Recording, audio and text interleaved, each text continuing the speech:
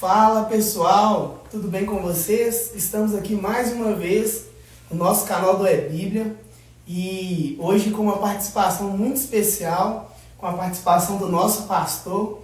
Está eu e o Diego aqui dessa vez para poder entrevistar o nosso pastor. Amém? Boa noite pessoal, graças e paz a todos. Sejam muito bem-vindos aí na nossa live e vamos aguardar aí um instante aí para o pessoal ir entrando. Guardar uns 5 minutos. Enquanto isso o pastor vai se apresentando aqui. Para quem ainda não conhece, pode ir, pastor, pode se apresentar. Gente, boa noite, graça e paz, óleo de alegria seja sobre todos. Que coisa maravilhosa, gente, estarmos aqui nesse momento, nessa mesa preparada, nesse pão compartilhado. Quero parabenizar principalmente por essas canecas maravilhosas. Estou gostando muito desse cenário aqui, de estar com esses varões galileus maravilhosos. O café está saindo, daqui a pouco tem um café saindo, né, Caio? É verdade, aqui o pastor deu um ponto importante aqui, as canecas. Gostaria de agradecer a nossa irmã Ana por ter nos abençoado, que o Senhor multiplique na sua vida cada vez mais, por estar incentivando o nosso projeto. Que o Senhor continue derramando sobre sua vida e sobre sua família óleo de alegria. Amém? Amém. E aí, pastor, como é que tá? Tranquilão? Cara, eu tô bem, graças a Deus. É bom. Como é que você ficou com o convite aí? Fiquei feliz, né? Isso é importante, a gente fica feliz porque mais feliz ainda a gente fica de ver um projeto saindo do coração de Deus. Esse projeto é um projeto que nasceu no coração de Deus e não é um projeto de hoje, não é um projeto de ontem, é um projeto que o Senhor colocou para levantar e para incentivar também os jovens, né? A igreja ela procura não só ser relevante no mundo espiritual, mas hoje nós precisamos também ser relevantes no mundo digital. A igreja ela não pode ser também só reconhecida no mundo digital, ela tem que ser reconhecida nas regiões celestiais também. Eu achei muito interessante e que esse projeto continua, cara. Que esse projeto continua, Diego, cada dia mais. A gente tá vendo que o pessoal daqui a pouco tá entrando, já vai compartilhando, coloca o dedão aí no like aí, já vai comentando, comenta também. Pergunta coisa pro pastor. Na medida do possível, né, a gente vai conseguir falar alguma coisa. Estamos aqui com os livros, 40 dias com propósito. E o que Deus vai fazer é maravilhoso, né, Caio? Seja bem-vindo, Ana. Seja bem-vindo, Lucas. Lucas falou que quer ele quer uma caneca. A gente vai estar providenciando isso aí, até porque o tema da caneca é livre, né? Assim, qualquer pessoa pode ter, a gente vai estar providenciando essa distribuição aí. Verdade, começar com sorteios aí. Se você que está aí nos assistindo aí, que puder compartilhar com alguém aí, talvez você não esteja precisando nesse momento, talvez sua botija já esteja cheia, mas tem alguém que você conhece que vai precisar de ouvir o que nós temos aqui para falar da parte de Deus para você. Amém? O Washington aí tá com nós aí. Boa noite, Washington. Boa noite, Nego. Seja bem-vindo. O Diego falou comigo, né? Depois de vários dias, o Diego falou comigo, cara, vamos fazer igual a igreja, vamos entrar no projeto aí desse livro. E esse livro é muito bom, velho. Muito bom. O livro é universal, né? Acho que o mundo inteiro deveria ler esse livro aqui, que é o manual, depois da Bíblia, é o principal. E o pastor que está aqui, ele que é o nosso maior potencializador desse projeto aqui. Ele que nos apresentou esse livro aqui quando a gente chegou na igreja. E assim, é um livro que transformou muitas vidas, que vem transformando. Já teve milhares de exemplares aí pelo mundo afora. E eu creio que ainda vai transformar a vida de muita gente ainda que quiser mergulhar nesse... Não é à toa que o livro lançou uma segunda, uma terceira versão, né? Com as mesmas escritas, mas com manual de estudo, e o livro foi se complementando e está aí vendendo até hoje. E eu estava conversando com o pastor aqui um pouquinho antes, falei que a base da igreja, os princípios da igreja, o autor escreve praticamente todos nesse livro, né, pastor? A gente precisa começar a compreender que a concepção da igreja, ela está concebida em Atos, né? A igreja em Atos, ela era concebida em 5 esferas, né? Sim. Não só a igreja em Atos, mas se a gente for no livro de Ezequiel, no livro de 37, Ezequiel, capítulo 37, Ezequiel vai dizer que Ezequiel ele profetiza. E eu costumo dizer que quando Ezequiel profetiza sobre o vale de ossos secos, ali no Ezequiel 37, a gente vê algo muito interessante. Mas, e eu vou falar um pouquinho sobre isso, a igreja, o rumo da igreja está entre a grande comissão e o grande mandamento. A grande comissão é o ide, o grande mandamento de Jesus também. Se a gente for olhar em Ezequiel 37, Ezequiel ele vai profetizar as cinco esferas. Primeiro ele profetiza aos ossos, né? Depois Ezequiel ele vai profetizar ao nervo. Depois Ezequiel vai profetizar à carne. Depois Ezequiel vai profetizar ao espírito. Então Ezequiel profetiza aos ossos, ao nervo, à carne, ao espírito. Aos tendões, né, que também a gente pode falar também. Como isso é? Como Ezequiel ele profetiza aos ossos. Os ossos é a estrutura. Paulo ele vai dizer que a igreja ela está entre 5 ministérios, né? Os ossos vai falar do evangelista. Paulo ele vai falar isso lá em Efésios, né? Daqui a pouco a gente vai ler também, né? Que existem 5 ministérios na igreja: dos evangelistas, dos pastores, dos mestres, dos apóstolos, né? Sim. E os ossos vai falar da estrutura. Os ossos, quando a Bíblia fala que ele profetizou os ossos, se ouve um grande barulho. Então os ossos significa a estrutura, significa o ministério evangelístico da igreja, né? Porque houve um barulho. Então todo evangelista, igual vocês são, eu costumo dizer que o evangelista ele não pensa para falar, o pastor pensa para falar. Antigamente eu falava, Tiago, você é evangelista, você não pensa para falar. Então o evangelista ele não pensa para falar. Então os ossos, eles fizeram um grande barulho. A Bíblia diz que eles fizeram um grande reboliço, eles fizeram um grande barulho. Então os ossos vai falar do barulho, do evangelismo. Agora o nervo vai falar do ensino. Todo pastor é nervo. Todo pastor tem esse sentimento. Uhum. Então o nervo fala do ministério de ensino. Então é o ministério de evangelismo, o ministério de ensino, o ministério profético, o ministério apostólico e o ministério de missão. O ministério de evangelismo é esse dos ossos. O ministério pastoral é esse do nervo. O nervo vai falar de quê? De carne.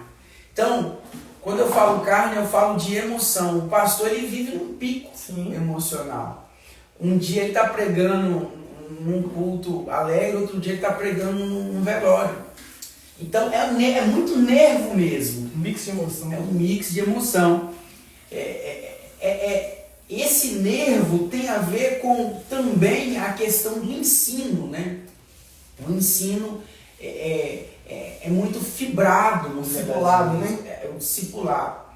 E primeiro é os ossos, o nervo, depois a carne. A carne tem a ver com esse ato pastoral, desse sentimento emocional. Uhum. A gente diz que a igreja ela crescia na doutrina dos apóstolos e dos profetas também.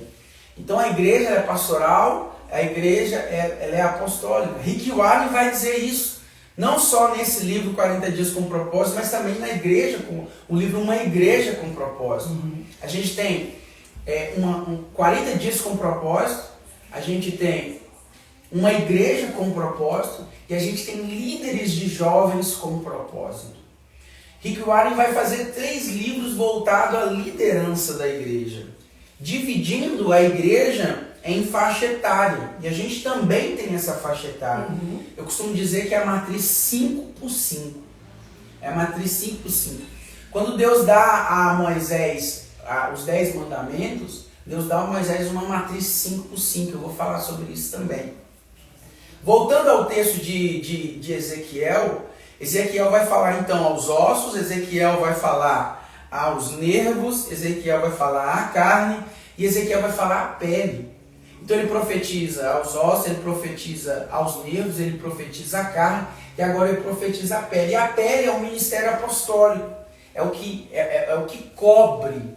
Então o ministério apostólico, ele está na grande comissão no ID, e pregar o evangelho. Então é essa pele que está por cima.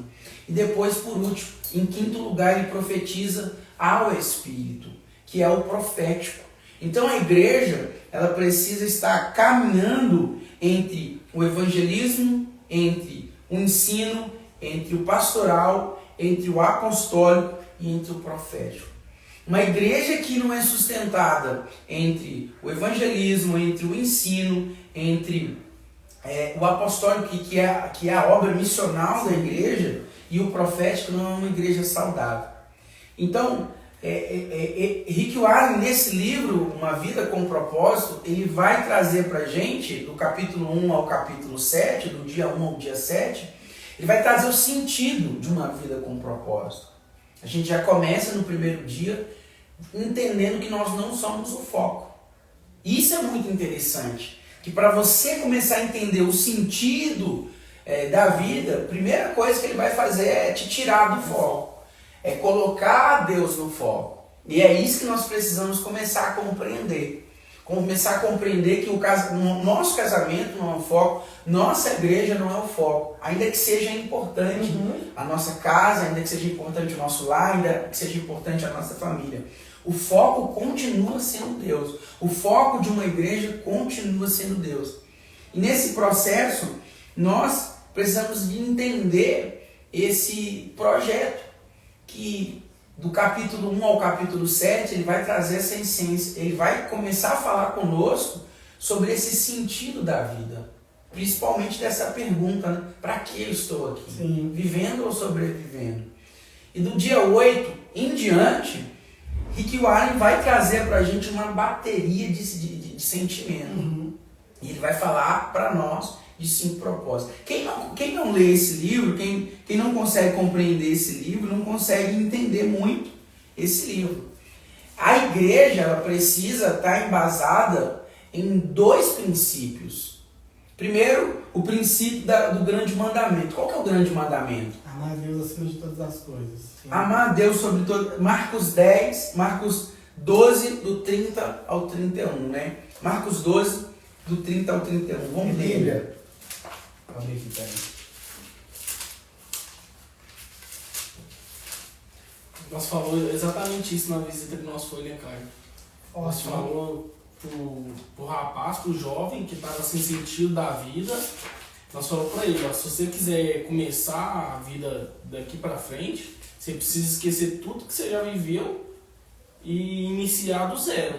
Assim, largar tudo que você pensa, tudo que você acha e colocar Deus sobre todas as coisas. Quando eu li o livro a primeira vez, eu tinha na minha mente que o livro era para, tipo assim, novos convertidos ou pessoas que ainda nem estão na igreja, que começam a ler e começam a ver a vida com um propósito diferente. O livro é muito bom para isso. Só que, mesmo com o tempo de cristianismo, levantando a bandeira do cristianismo, você percebe que o livro, com o tempo que você tem e caminhada cristã que você tem, o livro ainda é importante, sabe? O livro te faz voltar. É o que João fala no livro de Apocalipse, no capítulo 2, com a igreja de Éfeso, né? Volte aonde se perderam, volte aonde você caiu. Então o livro te faz refletir nisso. Tipo, eu estou cometendo isso aqui, o livro fala o contrário disso. Então ele te faz se submeter a várias atitudes que você vem tendo, reflexões que você vem tendo. E aí ele te faz realmente essa metanoia, né? Não, tem que mudar isso, tem que mudar isso, tem que mudar isso. E aí as pessoas falam comigo, você não abriu a Bíblia, você não abriu a Bíblia. Mas se o livro te aproxima de Deus, e o livro também é cheio de Bíblia. Você vai ler o livro. Não que eu estou falando de você parar de ler Bíblia e começar a ler só o livro. Não. A Bíblia é importante, mas o livro te aproxima da Bíblia. E isso é importante. Sim. A proposta em si do livro é intensificar o discipulado. O que é o discipulado? O discipulado não é um compartilhamento de informação. Sim. O discipulado é uma transferência de experiência de vida. O que o autor ele nos proporciona nesse livro é fazer com que nós entendamos aonde ele quer chegar. E para começar a entender isso, a gente precisa começar a entender a origem. Quando a gente vai ler o primeiro livro de Rick Warren, ele é pastor da igreja de Saddleback, lá nos Estados Unidos, ele vem especificar uma igreja onde a igreja estava sem propósito.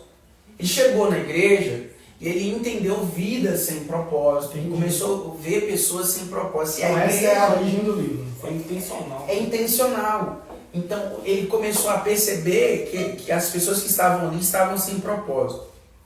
E como que alguém que está sem propósito volta ao propósito? Nunca na vida da gente nós vamos conseguir tirar alguém que está afogando. Se você entrar dentro de uma piscina e a pessoa estiver afogando, a primeira coisa que você tem que fazer é tirá-la de lá. Para depois ensinar ela a nadar. Você não tem como falar, bate as mãos, respira para você, bate a mão, bate o pé, para depois... Ela vai ficar mais nervosa ainda. Ela vai ficar mais nervosa ainda. A primeira coisa que você faz é tirá-la das águas.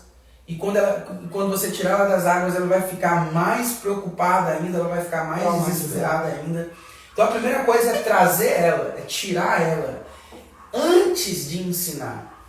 Então, quando a gente faz isso, a gente está trazendo um discipulado para essa pessoa. Então, depois que eu tiro ela das águas, eu começo a ensinar ela. E como que eu vou trabalhar uma pessoa sem propósito? O grande mandamento, amará o Senhor teu... Leia aí pra gente. 12, 31. 30 ao 31.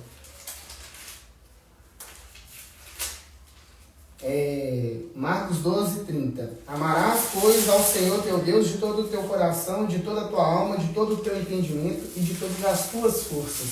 Este é o primeiro mandamento. E o segundo, semelhante a este, é: amarás o teu próximo como a ti mesmo. Não há outro mandamento maior que este. Sim, a gente vai ver aí: amarás o Senhor teu Deus de todo o teu coração, de toda a sua alma. É aquele versículo que eu sempre falo, né? Coração, alma, força e entendimento, né? O versículo do café. E esse livro, ele começa nos mostrando esses dois entendimentos. E aí a gente vai do grande mandamento para a grande comissão. O pastor Bill Johnson, ele vai dizer que a grande comissão não é uma grande sugestão. A grande comissão é uma grande comissão, não é uma sugestão. Uhum. Então a comissão não é uma sugestão. E o que é a grande comissão? Portanto, ide, fazei discípulos de todas as nações. E aí aqui eu tenho um processo. Primeiro é ide. Original, no grego, não é ide, é no gerúndio. O que é no gerúndio? É indo. Porque eu não consigo pregar o evangelho só no ide. Eu consigo pregar o evangelho sempre indo. Então todo dia a gente está indo. É uma marcha, é uma engrenagem que vai indo. Então, ide pregar o evangelho, fazendo discípulos, primeiro batizando em nome de quem? Em nome do Pai, do Filho, do Espírito Santo. Batizando, prego, batizo, ensino. Prego, batizo, ensino. Falo, tiro da água, pregando, e depois ensino como nadar. Então faz total sentido isso. Mas antes de fazer total sentido, eu vou começar, que eu consigo liderar alguém, se eu não amar esse alguém. Nunca que eu consigo também trazer esse alguém para entender o propósito, se esse alguém não amar o propósito, amar a Deus. Então o foco aqui é eu ensinar essa pessoa a amar a Deus. Porque o nosso maior problema, Diego, é que nós muitas das vezes ensinamos a mudar o comportamento. E a gente esquece de mudar o entendimento. E o que muda uma pessoa? Eu posso mudar o meu comportamento, mas se eu não mudar o meu entendimento, não haverá mudança.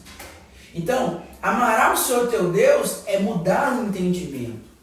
Quando Jesus ele olhou para aquele rapaz disse assim: mestre, o que eu faço para herdar? Aí Jesus disse para ele: isso você já faz, isso você já faz, isso você já faz, isso você já faz. Chegou o café. Aí ele disse assim: chegou o café aí, hein? Ô, coisa boa. Aí Jesus disse para ele, então vende tudo que você tem. Uhum. Jesus estava mostrando para ele uma mudança de comportamento. Só que, na verdade, Jesus não queria que ele vendesse aquilo que ele tinha. Jesus queria que ele mudasse o entendimento. Mas, mestre, o senhor está dizendo que eu vou vender tudo que eu tenho, então o senhor está querendo mudar o meu comportamento. Não, Jesus nunca quis mudar o comportamento dele. O comportamento ele vem após a mudança do entendimento. Entendi. A mudança do entendimento vem depois. Como Deus nunca quis Isaac, Deus sempre quis o coração de Abraão. Só que o problema de Abraão é que quando Deus deu Isaac para Abraão, Abraão começa a adorar Isaac. Deus fica de lado. Então Deus ele sempre vai colocar em nós um teste, nos pôr à prova, para a gente entender, para a gente saber quem nós estamos amando mais. Se é nosso trabalho, se é nossa casa. Então, uma vida com propósito, em João capítulo 10, versículo 10 diz, o diabo vem para matar, roubar e destruir. Eu vim para que tenham vida. Henrique Ward vai dizer, a palavra vida aqui é Zoe. Zoe é uma vida com propósito. E o que é uma vida com propósito? Uma vida que ama Deus, uma vida que serve, uma vida que tem comunhão com os irmãos, uma vida que tem adoração. E amar a Deus sobre todo o coração vai falar de adoração. Sim. Qual que é o problema de Caim? O problema de Caim é um problema de adoração. Sim. Ele não... Quem ensinou Caim? Quem ensinou Caim? Quem ensinou Abel a dar o dízimo? Se antes mesmo de nós pensarmos em dízimo, já Caim e Abel já entendia desde o início. Foi o próprio Deus. Então o problema de Caim, o problema de Abel não é a inveja, como algumas pessoas dizem. É que Caim adorava Deus da maneira dele. É tanto que a Bíblia fala que Deus aceita Abel e sua adoração. É a sua oferta. E a sua oferta. Deus vai falar primeiro de Abel para depois falar da oferta de Abel. O que Deus quer mostrar com isso? Que o problema é que Abel amava a Deus. E as coisas que era... Vinha depois. Né? Vinha depois. O problema de Caim é que ele amava as coisas e Deus vinha depois. Qual que é o problema de Saul e de Davi? É que Davi amava a Deus e Saul amava o trono. Todas as vezes que nós amarmos as coisas, largarmos Deus, nós estamos vivendo uma vida sem propósito. E o que forte demais. E o que a gente vê agora aqui em Paris, né? O que as pessoas estão hoje fazendo? Vivendo uma vida sem propósito? E as pessoas dizem, não, eu tenho um propósito, eu estou acordando, eu estou trabalhando, mas não está amando a Deus. Então não é uma vida com propósito. Sim, o Diego falou da visita que a gente fez na segunda-feira. Eu tive até uma experiência que a pessoa disse, eu perguntei a ela qual que é o seu sonho, não sei o quê. E todas as coisas que essa pessoa falava era sobre bem material. E aí eu virei e falei, não, meu maior sonho é, sei lá, acordar e levar o tempo para jogar futebol, sabe? E é nessas coisas, sobre esse amor, de amar o próximo, como você falou. O interessante é que quando Marcos cita isso na Bíblia, no capítulo 12, ele fala amar o seu Deus, amar o seu próximo como a ti mesmo. É primeiro Deus, seu próximo, e você, no caso, aparece por último das 3 opções, sabe? Então, é sobre sempre serviço, servir a Deus, servir ao próximo e por último, você, quando está fazendo isso, está agradando a Deus. Sim. A gente continua nesses 2 versículos, né? Que é Marcos 12, 30 ao 31 e Mateus 28, do 18 ao 20. Marcos 12, do capítulo 12, do versículo 30 ao 31, a gente tem: amarás o Senhor teu Deus de todo o teu coração. Isso é adoração.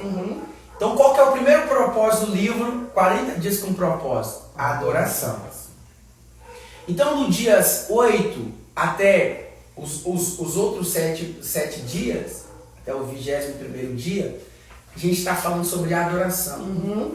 Você foi planejado para adorar a Deus. Você foi planejado para agradar a Deus. Então, desde o ventre da nossa mãe, desde o ventre da minha mãe, mesmo que ainda eu era informe, Davi mesmo disse, ainda que eu não fosse informe, tu já me conhecias. Ou seja, mesmo quando eu não fui formado, eu já estava lá para adorar a Deus.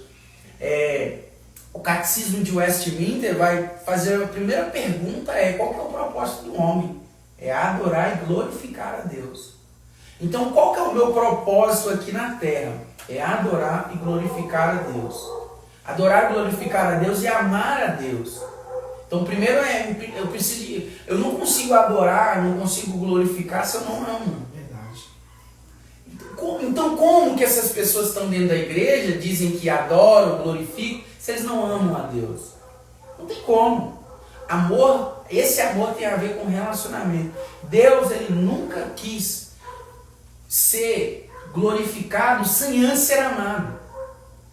Deus, na sua divindade, ele é glorificado, mas na sua paternidade ele é amado. Deus ele não nos criou para somente o glorificar, somente o adorar. Ele nos criou para o amar. E ele nos amou primeiro. Então, o que a gente precisa entender? A gente precisa entender que Deus não é um Deus somente. Deus também é um Pai. Deus, ele não queria servos. Deus é um Pai que queria filhos e que quer filhos. Então, quando você senta na mesa para glorificar a Deus na sua divindade, você está prestando um culto humano. Mas quando você senta na mesa para amar um Pai, para você entender isso, você começa a amar a Deus. É forte isso que você falou, porque em João, no capítulo 1, versículo 12, ele vai falar, né? A todos os que creram e aos que receberam, deu-lhes o direito de ser chamados filhos de Deus. Mas o interessante é que com o sacrifício de Jesus, ele também nos dá o direito de assentar à mesa e principalmente sendo chamados de família, né? Família de Deus. Família de Deus. Isso que é interessante. Então, amarás o Senhor teu Deus de todo o teu coração, de toda a sua alma, de toda a sua força, de todo o seu entendimento. Isso é adoração. Eu só consigo adorar de todo o meu coração, de toda a minha alma, de toda a minha força, de todo o meu entendimento. Adoração não é música, adoração é estilo de vida. É interessante você falar isso, porque o autor fala isso, né? Ele fala, eu vou adorar, agora é a hora da adoração a Deus. Ou seja, as pessoas na igreja já vão levantar que é o louvor. E não tem nada a ver com isso. Aí o autor é muito, muito brilhante em falar que eu posso estar lavando vasilha e adorar a Deus. Não tem nada a ver com notas musicais. Exato, ele fala isso, é muito lindo ele falar isso, porque desmistifica o que a cultura nossa cria sobre a adoração, né? A adoração tem a ver com canção. E quando ele fala isso também, quando a música é muito rápida, não é adoração, só quando é mais lenta que é adoração. Não tem nada a ver com isso, né? Então a gente tem dois propósitos, ou melhor, a gente tem dois mandamentos. A gente tem 613 leis. Quando Moisés ele vai receber as tábuas, o próprio Deus escreve os 10 mandamentos. Moisés desce, quando Moisés desce, Arão está lá embaixo, e o povo adora a Deus ali como uma divindade, não como um pai. Porque eles tanto reconhecerem no Egito deuses, então eles olhavam para Deus com o arquetipo de Moisés. Fala tu, Moisés, e não a nós. Fala Deus a tu, Moisés, e não a nós. Já tem um hino, né?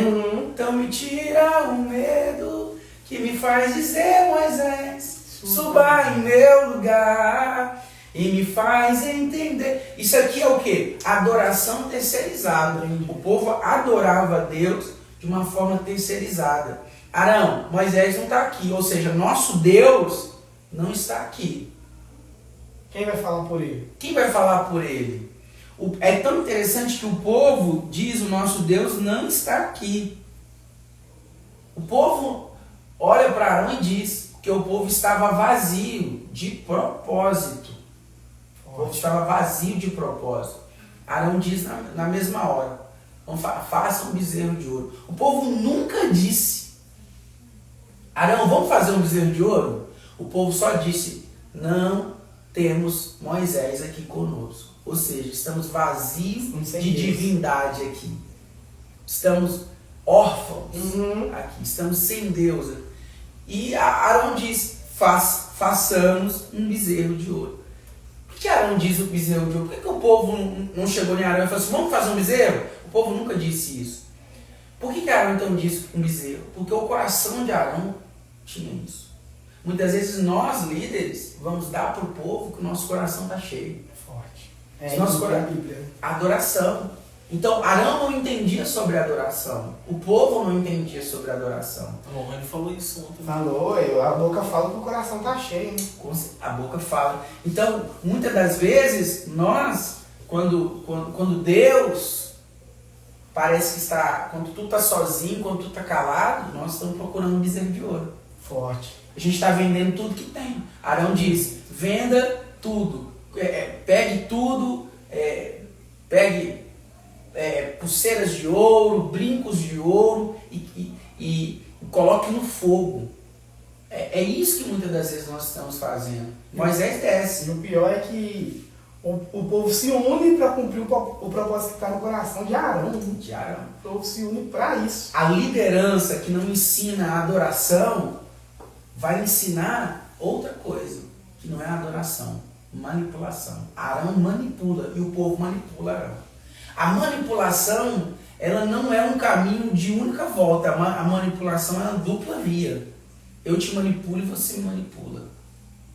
Então como em Malaquias, o povo manipulando o sacerdote e o sacerdote manipulando. Entregando o sacrifício manco, né?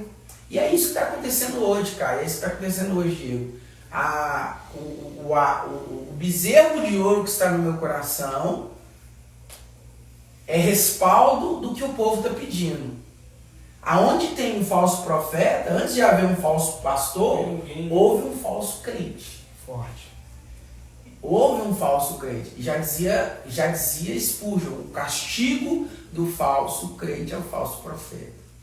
Moisés desce. Então, ele vê aquilo, ele quebra as tábuas, ele sobe de novo.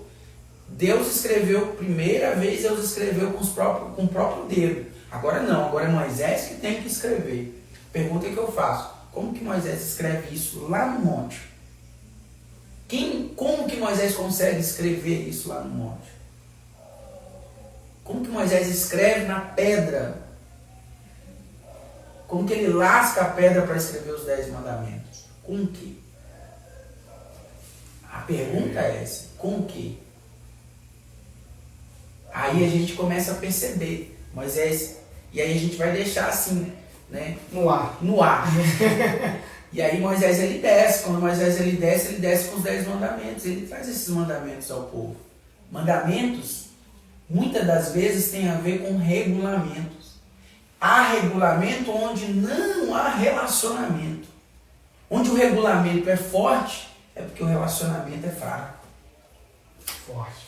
E aí que é o problema, que Moisés, então, além dos 10, ele traz 613 leis. 613 leis, a gente divide elas assim, 248 leis e 365 leis. 365 mais 248 são 613. 248 tem a ver com os ossos do corpo. Nós temos 248 ossos no nosso corpo. 248 leis com não farás isso, não fará isso. Já dizia Davi, colocarei a tua lei nos meus ossos. Então os nossos ossos, é como fogo nos meus ossos, tem que ter a lei do Senhor. 365 leis tem a ver com sim. Eu te abençoarei se fizeres isso, eu te abençoarei se estiveres aqui, se obedeceres assim. São 365 dias do ano. Cada ano tem uma lei voltada para a promessa de Deus para nossas vidas. O Franco falou que pegou essa. A gente tem aqui então 613 leis. Jesus vem aqui no capítulo de Marcos 12, 30 e 31, que a gente está falando amarás o Senhor teu Deus, e coloca tudo isso aonde? Porque Jesus ele simplifica, Jesus ele gostava do simples. Em duas leis. Em duas leis. Amarás o Senhor teu Deus de todo teu coração, toda tua alma, toda tua força, todo teu entendimento. 2 pontos. Amarás o teu próximo como a ti mesmo. Não há outro mandamento maior do que esse. E aí eu tenho, amarás o Senhor teu Deus de toda a tua alma, de todo o teu coração, de toda a tua alma, de toda a tua força, de todo o teu entendimento, adoração.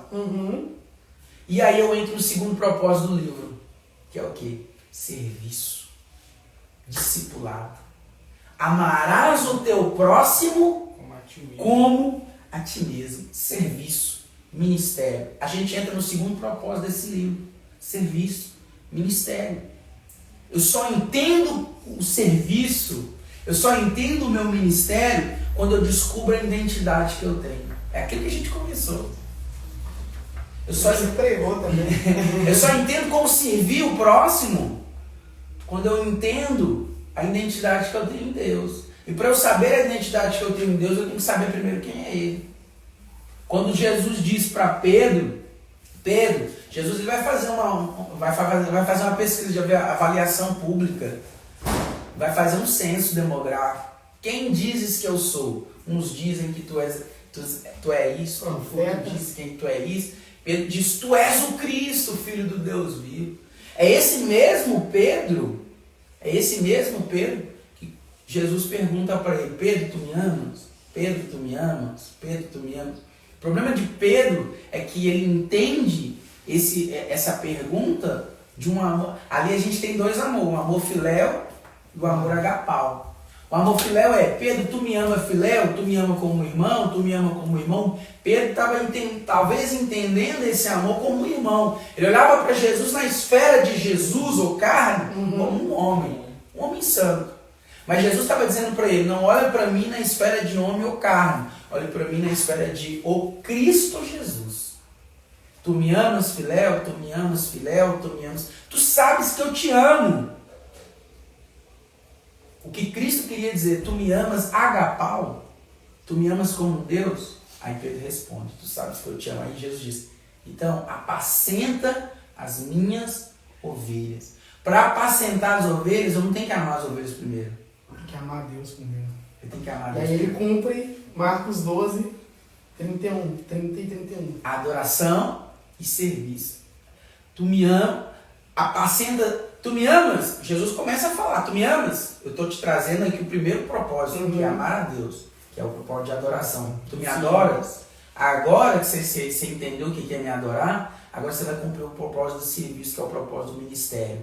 Apacenta as minhas. Ele está dizendo, não são suas, são minhas. Então você é um cuidador de ovelhas. Aí a gente entra no segundo propósito desse livro. Desse propósito desse livro, a gente volta agora, a gente terminou o versículo. Agora a gente entra no qual versículo? O versículo da grande comissão. E a grande comissão não é uma sugestão. O Johnson diz isso. A grande comissão não é uma grande sugestão.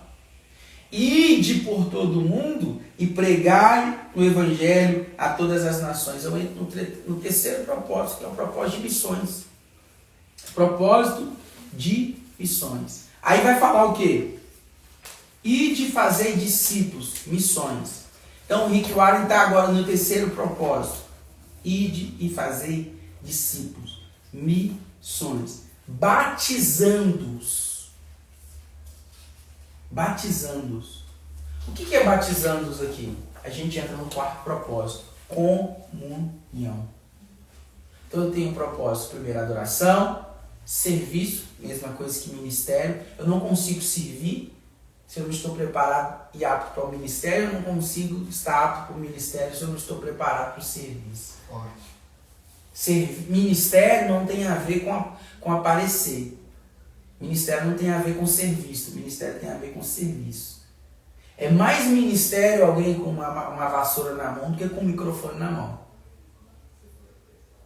É mais ministério alguém com uma vassoura na mão do que com um microfone na mão. Então, a gente começa a entender aqui missões e de pregar. Agora a gente está em Mateus 18, Mateus 28, 18 ao 20, que é missões. Agora a gente entra no quarto propósito, que é comunhão, batizando. Por que batizando é comunhão? Porque o batismo tem a ver com comunhão. Batismo me dá acesso à família de Deus. E aí a gente entra, você foi chamado para pertencer à família de Deus. E aí é aquela frase que ele diz, nós Nós não somos uma igreja para congregar, somos uma família para pertencer. Se você não tem esse pertencimento da igreja que você está, se você não tem esse pertencimento do lugar que você está, Não vai ter comunhão. você não vai ter comunhão. Há uma grande diferença entre a comunhão, que é a koinonia, e a comunhão que não é koinonia. A comunhão, Salmo 133 diz assim, ó, quão bom e quão suave é que os irmãos vivam em comunhão. Ali é koinonia. Atos 2, versículo 42 diz comunhão, cresciam no partir do pão. A comunhão tem que ter partir do pão, a comunhão tem que ter mesa, a comunhão tem que ter partilhamento de dores, vulnerabilidades. E eles não tinham falta alguma, porque tudo que eles tinham necessidade, eles colocavam aos pés dos apóstolos. Comunhão. Comunhão não é eu ter comunhão com você só quando você está bem. Comunhão não é também só quando você está ruim. Comunhão é ter uma causa. E o problema é que muitos estão dentro da igreja, na mesma casa, mas não estão na mesma causa. Comunhão é estar dentro da casa com a mesma causa. Porque a Bíblia diz, o reino, ele não persiste com duas divisões. Com duas divisões o reino subsiste. Então, comunhão é quando... Não é quando eu aceito tudo que o pastor diz. Comunhão não é tudo que o pastor faz. Isso é manipulação. Então há muitos pastores que não ensinam comunhão, ensinam manipulação. Quando você diz assim, pastor, eu não vou à ceia, não, você não está dando satisfação, você está gerando comunhão, porque comunhão precisa de manutenção. E não tem como você ter comunhão com a sua esposa se você não tiver diálogo. O problema de Caim e de Abel é que não é falta de comunicação. E a falta de comunicação tira a comunhão. E qual que é o problema hoje dos lares hoje? A falta de comunhão. Traição não começa na cama, não. Traição começa na mesa. Porque aonde não tem diálogo na mesa, tem traição na cama. Forte. E aí... cortar essa parte aí. E aí a gente começa a compreender a comunhão, batizando-os. Jesus, ele nos ensina sobre essa questão de batismo.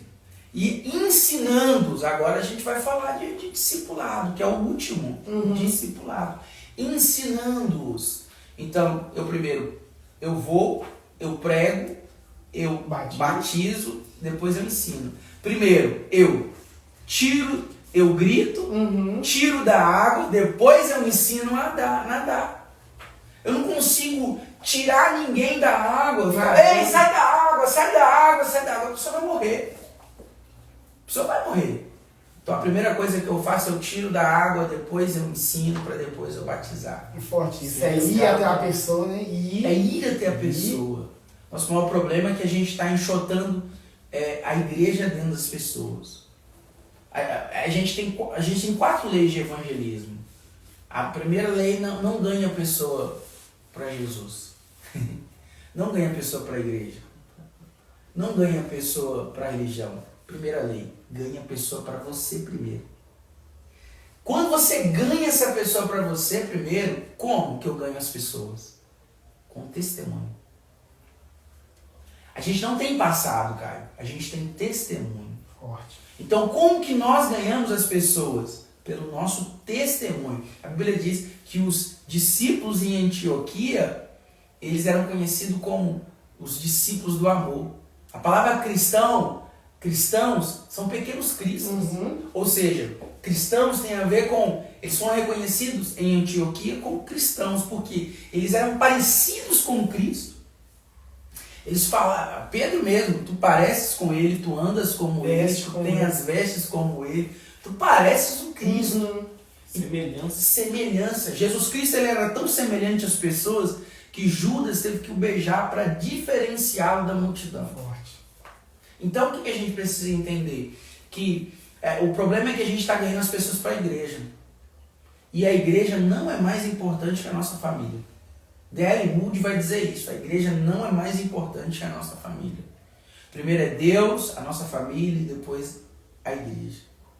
A gente está ganhando as pessoas para a igreja, a gente está ensinando as pessoas a servirem a Deus dentro da igreja. Entendi. E igreja não é lugar de ter fé para manifestar. Igreja é lugar de ter fé para edificar. O que Jesus fala em João no capítulo 4 com a mulher samaritana, né? E haverá um dia em que nem no templo, em qualquer lugar você poderá adorar a Deus, porque Deus está atrás de verdadeiros adoradores. Ele vai fazer uma junção, nem no templo, nem nos montes. Aí fica alguma coisa no vago, fica no meio. O que fica no meio? Se você não está no templo nem no monte, você está na onde? Em qualquer lugar. Não, você está em casa.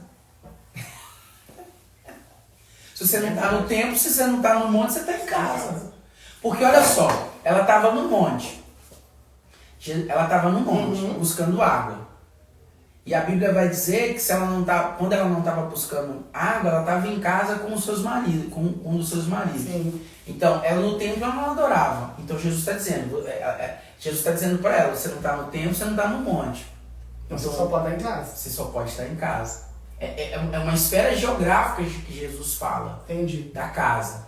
É tanto interessante isso que Jesus ele vai falar com ela, vai dizer, o texto vai dizer que ela é a primeira evangelista e a primeira coisa que ela vai fazer. A primeira coisa que Jesus vai tocar não é no templo, nem no monte, é na casa dela. Vamos lá, a primeira coisa que Jesus vai tocar não é no templo, Jesus não quer tocar no templo, Jesus não quer tocar no monte. Ela toca no templo, ela toca no monte. Porque o problema dela é religião. Ela toca no templo, ela toca no monte. A primeira coisa que Jesus toca é na casa dela. Mas vem cá, e sua casa, como é que tá? O nosso maior problema é que a gente toca no templo, a gente toca no monte, mas Jesus quer tocar na casa da gente. Ah, Jesus, eu não tenho marido. Você acha bem, o que você tem não é seu. Mas se tivesse 5 maridos, o que tem agora não é teu.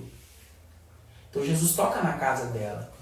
E aí Jesus ensina para ela que a adoração não está nem no templo, não está nem no monte, mas está em casa. E a casa aqui, quando eu falo casa, eu não estou dizendo que nós devemos ser desigrejados. A casa aqui que eu falo é o nosso ambiente de adoração, que a igreja também é casa. A Bíblia diz, não deixeis de congregar. E congregar onde? A Bíblia diz, no livro de Atos, capítulo 2, estavam todos reunidos no mesmo lugar. Que lugar? Nem no templo, nem no monte, mas numa casa. E toda a casa, e todos estavam reunidos na casa, assentados. E veio um vento veemente e impetuoso, e foram repartidas línguas como que? De fogo sobre eles. É interessante que Jesus, no livro de Atos, um capítulo antes, no livro de Atos 1, versículo 14, diz, e recebereis poder do alto. Só que ele diz, e recebereis poder do alto, quando permanecerdes em Jerusalém.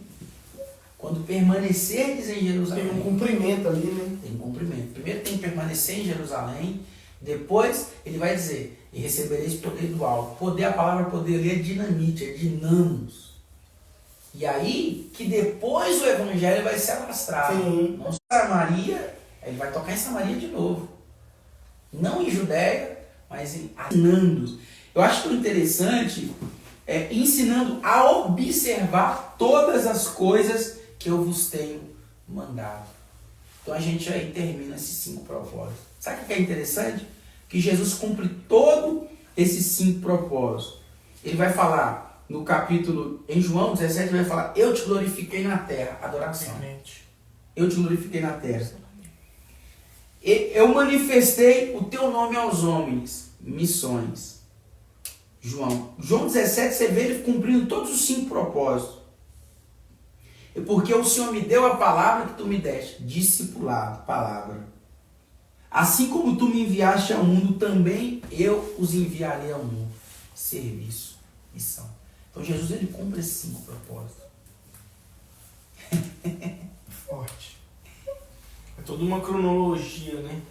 É todo um entendimento, né? É todo um propósito, né? A gente precisa entender que a questão aqui é que muitas das vezes o que o pastor Rick Warren quer transmitir é que a adoração ela vai trabalhar a multidão. A adoração ela vai trabalhar a multidão. Por que a adoração vai trabalhar a multidão? Porque a primeira coisa que a gente precisa entender é que Jesus Cristo ele começou trabalhando assim, missões. Missões ele atinge uma comunidade. Sim. Esse é o último propósito do livro, missões. Ele atinge uma comunidade. Dentro da comunidade, a gente tem uma multidão. A gente tem a comunidade do Morro das Pedras, e se eu pegar 200 pessoas e colocar ali na quadra, eu tenho uma multidão. Sim. E o que eu vou fazer com aquelas pessoas que estão dentro daquela quadra? Aquelas 200 pessoas? Adoração. Primeiro, então, a gente está fazendo aqui a missão, e as pessoas que estão vendo, estão adorando. Sim. E aí, essa multidão, ela vai caindo para o quê? Uma congregação, uma igreja. E na igreja, o que a gente vai falar? É comunhão. Tá todo mundo junto ali, comunhão. Veja as esferas. Escadinha. Dessa congregação, a gente vai ter quem? Os membros. As pessoas mais comprometidas. Aí que a gente vai discipular. Eu não discipulo multidão. Veja bem, que multidão, olha só, tá lá, veja bem, olha o livro. Portanto, ide fazer discípulos a todas as nações, batizando. Só é discípulo primeiro quem batiza. Mas antes, eu tenho discípulo. Depois que eu batizo o discípulo, então para ser discípulo tem que ser batizado. Nem todo mundo é discípulo. Nem todo mundo é discípulo. Jesus, ele tinha em uma multidão 15 mil pessoas, multidão. A multidão é missão. Dentro dessas 15 mil pessoas, quem que ele tinha? Tinha 12. Os discípulos. Os discípulos, ele ensinava o quê? A adorar a Deus. Uhum. Adoração. Dentro desses 12, tinha 3 caras que eram, unicarne com Jesus. Casca de bala. Eu falei isso esses dias na dinâmica. Eu falei isso na dinâmica. Me zoaram por causa disso, viu? Não, mas é por causa do contexto da pergunta. Os íntimos. E esses íntimos, eles tinham o que com Jesus? Comunhão. Então, eu não consigo, para os 15 mil, ensinar comunhão. Não tem como. Como que eu vou ensinar 15 mil para comunhão para quem? Eu tenho comunhão com 15 mil pessoas? Não tem como, não. Eu tenho comunhão com quem é comprometido. Para 15 mil pessoas eu trago missão. Forte. Tanto que ele passava e a multidão ficava. E a multidão ficava. Ele não se preocupava com a multidão. Para essa comunidade toda, eu vou trazer o que? Missão. Ele cumpriu o propósito da missão. Propósito da missão. E desses comprometidos ali, discipulado. Desses que estão ali na comunhão, eu vou começar a fazer discipulado. Discipulado é compartilhamento de vida. Eu não consigo compartilhar a vida para 15 mil pessoas. Entendi.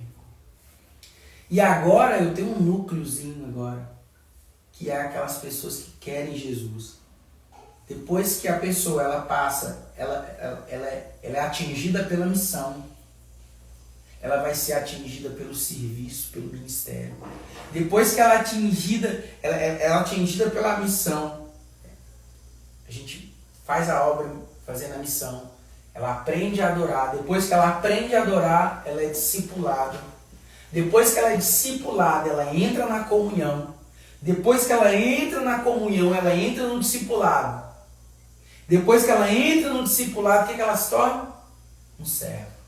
Ela começa a servir. É forte você falar disso aí. Eu nunca tinha pensado dessa forma, porque em várias passagens na Bíblia a gente vai ver que Jesus cura alguém e aí essa pessoa quer seguir com Jesus. Tipo, como é que eu faço para continuar seguindo com você? Não, Jesus fala, vai levar o seu testemunho, vai cumprir. Não, vai, porque você ainda nem está na esfera dos comprometidos. Entendi. Você ainda não tem. A mulher mesmo diz, ela estava, Jesus, eu tenho uma filha que está moribunda há 12 anos. Não te é lícito, Senhor, curá-la? Ele disse assim, olha minha filha, eu tenho aqui, como que eu vou dar o pão da mesa para você? Aí ela fala, mas pelo menos que eu coma as farinhas, as migalhas da mesa. Jesus está dizendo, como que eu vou dar o pão da mesa para uma cadela? Jesus está chamando ela de cadela, Jesus está chamando, não é uma palavra esdrúxula, ou seja, Jesus está trazendo uma mensagem. E ela diz assim, mas mesmo a cadela pode comer, tá lá, as migalhas que caem da mesa. Uhum. Jesus está dizendo. Aí Jesus fala, Jesus diz assim, então você está comprometida. Então vem para a comunhão. Então vem para a comunhão. Vem para a comunhão aqui. E aí ele diz, olha, eu vim para os meus e os meus não me receberam. Aí ele vai dizer aquele texto, que ele não veio para os sãos, mas para os doentes. Mas para os doentes. Por quê? Porque os doentes precisam de remédio. É interessante isso. Por quê? Porque Jesus nos mostra que ela pede coisa. Mas Jesus está querendo honrar o quê? Pessoas. Jesus está transformando ela em pessoa. Ela pede, Jesus traz uma coisa para trazer a identidade dela de pessoa. Ela está pedindo cura, Jesus está trazendo uma coisa que é o pão, para ela entender o lugar dela na mesa. Primeira coisa que Jesus nos faz é entender primeiro a nossa identidade, onde a gente está na mesa. Ela entendeu onde ela estava na mesa, ela entendeu o lugar dela, e a partir do momento que ela entende o lugar dela, que ela tem identidade, Jesus revela para ela algo. Pedro, e Jesus diz, tu és Petros, tu és Pedro. Ou seja, Pedro significa...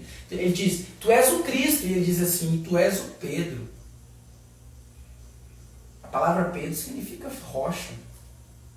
E ele diz, e sobre esta pedra edificarei a minha igreja, e as portas do inferno não prevalecerão contra ela. Ou seja, sobre a revelação ali, né? E a chave que eu te der, o que estiver ligado no céu, está ligado na terra. Primeiro Jesus dá para ele o nome, que é Pedro, identidade. Depois Jesus disse para ele, e sobre esta pedra edificarei a minha igreja. Dá propósito. Uhum. Qual que é o propósito? Existem... As portas do inferno não prevalecerão. Então existem portas, o inferno tem portas. Uhum. As portas do inferno não prevalecerão contra a minha igreja. Qual que é o propósito da igreja? Qual que é o propósito da igreja? Além de ir pregar, é estar às portas do inferno. Mas não se deixar ser prevalecida pelas portas do inferno. Por que eu estou dizendo isso? Porque a gente não ganha pessoa nas portas dos céus. A gente ganha pessoas nas portas do inferno. A gente nunca... Olha, pra você entender uma coisa, Jesus ele nunca veio para ir... Se Jesus viesse hoje, Jesus ele não foi tirar a igreja... se Jesus viesse hoje, ele não iria hoje num prostíbulo. Jesus ele não iria hoje numa boca de fumo. Jesus, o primeiro lugar que ele ia era na igreja. Porque a igreja perdeu o propósito. Qual que é o propósito da igreja? Nas ruas, onde as portas do inferno têm prevalecido. Forte. Eu não vou ganhar uma pessoa, eu não ganho pessoas para levá-la para o céu. Eu ganho as pessoas para tirá-la do inferno. Porque para o céu, o próprio sangue dele já te levou. O direito, né? Ele te deu o direito disso, né? Forte. Tremendo. Então as pessoas, elas acho que ainda não entenderam isso então, né? Todos nós já temos o direito do céu, né? Já temos o direito do céu. Através da graça. A própria Bíblia diz isso, né? Que a gente é salvo pela graça. Nenhuma condenação há. Não é por força, não é por obras. Imagina se fosse por obra. Imagina o corre que a gente passando em cima do outro. Porque o corre que a gente faz é pro pão, cara. A gente não ia dar conta. Agora, a gente precisa entender que pra gente ser salvo, a salvação ela não ela é individual. A salvação é individual, mas a graça opera no coletivo. É por isso que a Bíblia diz, crê no Senhor Jesus, tu, individual. A tua casa.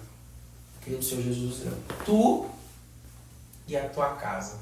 Será salvo tu e a tua casa, no individual. Então a gente precisa entender isso, né, cara? Que a graça é global. João 3,16. Deus amou o mundo de tal maneira que enviou seu Filho unigênito, para que todo aquele que crê nele não pereça, mas tenha vida eterna. Graça é global, mas santidade é individual. Salvação é individual, graça é global. Salvação é individual, mas a graça é coletiva. Quando a graça é global, eu entendo que a graça, onde abundou o pecado, superabundou a graça de Deus. Graça é coletiva, mas santidade é individual. É por isso que a Bíblia diz, sem santidade ninguém aqui não tem a ver com todos, tem a ver com alguém. Individual. O ninguém aqui é a terceira pessoa de alguém. Entendi. Forte. Ninguém verá, ou não é verão. Verão é um plural, então é verá. Verá é alguém. Alguém verá. Então, sem santidade ninguém verá a Deus, porque é algo que individual. E aí a gente vai entender que essa mulher, então, ela descobre esse propósito. Então, o propósito de Deus é sobre tudo, para a gente resumir, talvez não sei se o horário está acabando.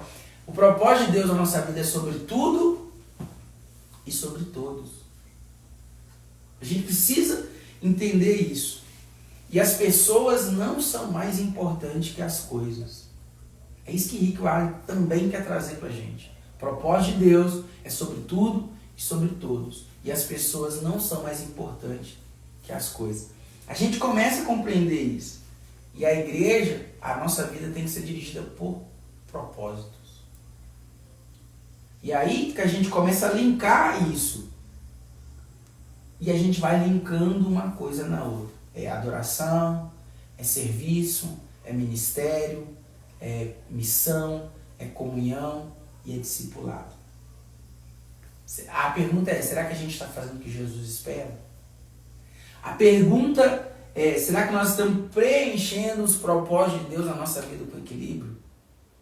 A pergunta é, será que nós estamos focando o nosso propósito naquilo que é espiritual? Será que nós estamos focando o nosso propósito naquilo que Deus quer? Será que nós estamos só focando o evangelismo e negligenciando o ministério de cada cristão, que é aquilo que eu digo? Cada cristão é um ministro. A igreja, ela está aqui para equipar os santos. A gente tem o propósito do homem, a gente tem o propósito da igreja em 5. É por isso que é matriz 5x5. São 5 propósitos do homem, são 5 propósitos da igreja.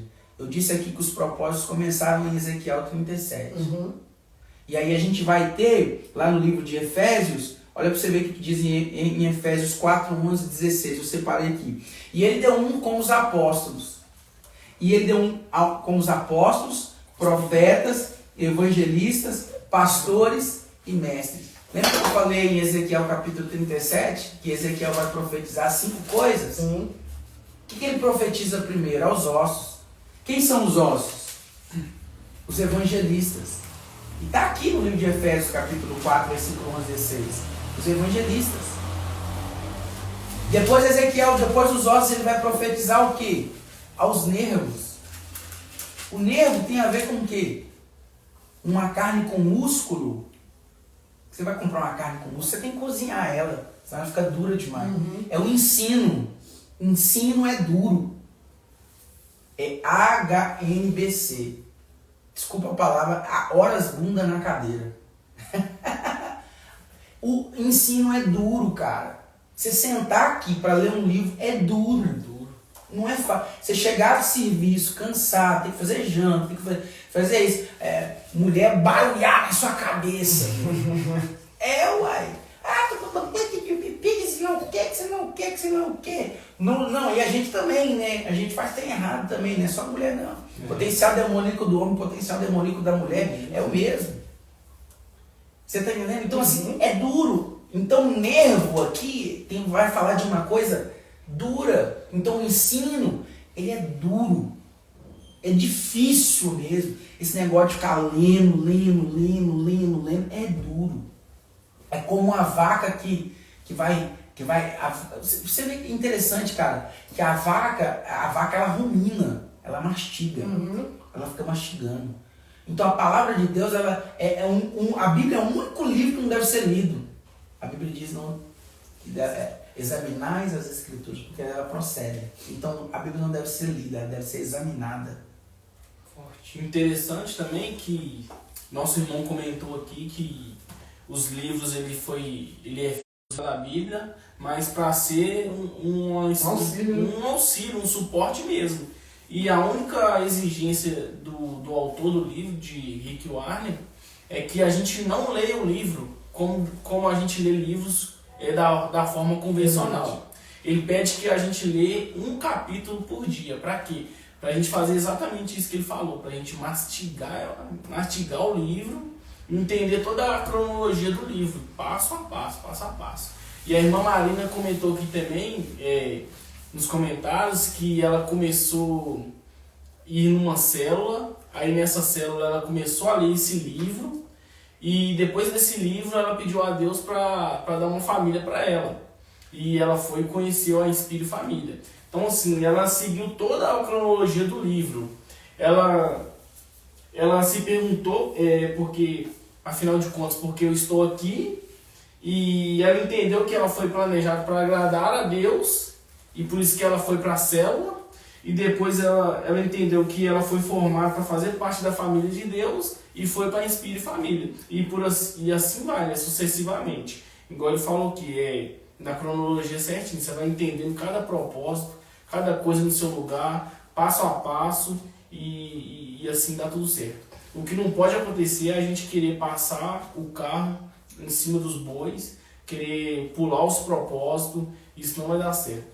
E é por isso que esse livro aqui ele é muito interessante para quem mastiga ele de verdade, que nem um boi. Essa pessoa não consegue terminar de ler esse livro sem entender o propósito dela de vida. Eu acho interessante também no livro que você falou aí até o capítulo 7, até o dia 7. No final do dia 7, o autor ele coloca que vamos fazer essa oração junto. E aí ele faz lá, eu aceito Jesus como... Muito intencional aquilo ali. E que ele tá tentando mostrar que a pessoa agora vai entrar no propósito da adoração. Né? Ali, a partir dali começa, né, os propósitos, na verdade.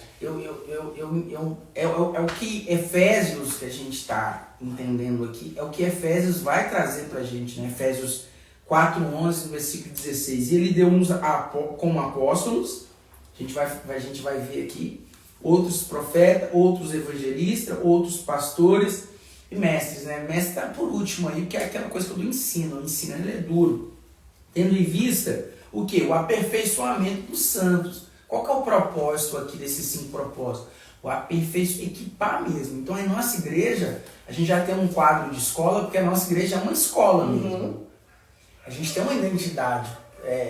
Aprender e vigiar. Aprender, aí é uma escola. É a escola do aprender de mim.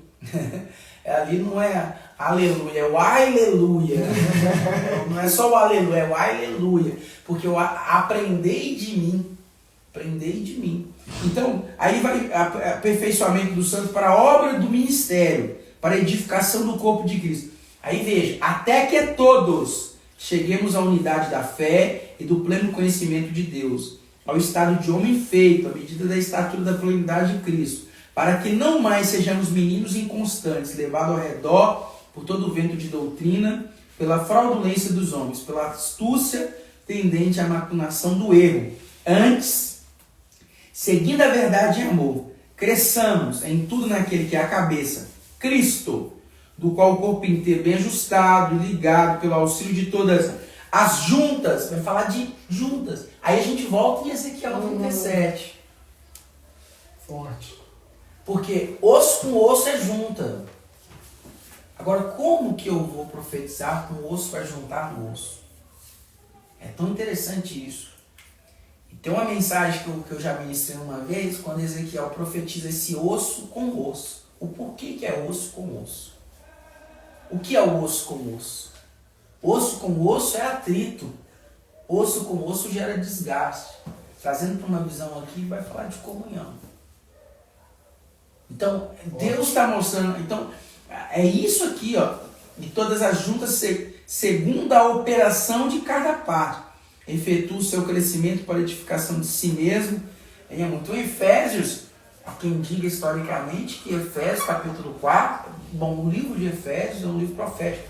E Efésios capítulo 4, o próprio apóstolo Paulo estava olhando para o manuscrito de Ezequiel 37. E ele entendeu isso. É uma visão profética de Deus. Quem é que vai dizer para Paulo sobre o mestre? Quem é que vai dizer para Paulo sobre o evangelista?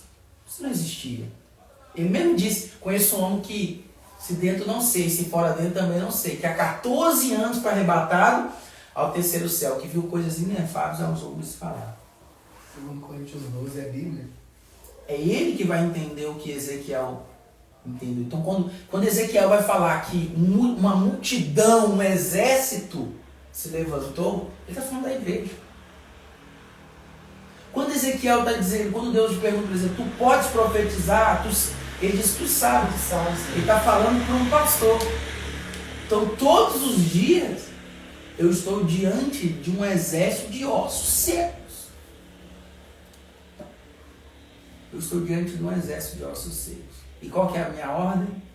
Profetiza. Não. A minha ordem é profetizar segundo o que o Espírito... Porque primeiro ele profetiza, aí ele erra na profecia. Aí Deus pergunta para ele. Não. Deus pergunta para ele, tu sabes? Então profetiza. Aí ele vai e profetiza. Vem tudo. Ele profetiza. Aí na frente de novo ele foi, então profetizei como se me deu ordem. Agora o negócio começou a dar certo.